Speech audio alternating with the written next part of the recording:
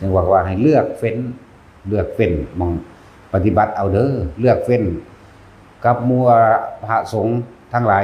ที่สามารถแนะนำให้พวกเขาเข้าถึงความจริงได้ส่วนพระสงฆ์ใดก็สร้างที่แนะนำไปทางเชื่อสิ่งศักดิ์สิทธิ์หรือมีผู้ดลบันดาลออกมาทันทีเลยเข้าใจว่าอย่าเสียเวลาพระเฮาเสียเวลามาหลายกับหลายกัดหลายอสงไขยนับประมาณบ่ได้แล้วนั่นแหละพ่อแม่ไผฮักลูกพยายามชักจูงลูกเข้ามาสู่ธรรมะนั่นแหละธรรมะนั่นแหละจะรักษาผู้ประพฤติธรรมเองเมื่อเขาประพฤติธรรมไปแล้วเฮาก็หายห่วงโลดจังซั่นลูกก็เหมือนกันแนะนำเอาพ่อเอาแม่ปู่ย่าตายายตลอดทั้งคนที่พอใจกันแนะนำเข้ามาหรือคนที่ไม่พอใจก็ช่างแนะนำไปคือสิ่งที่ประเสริฐสูงสุดคือธรรมเท่านั้น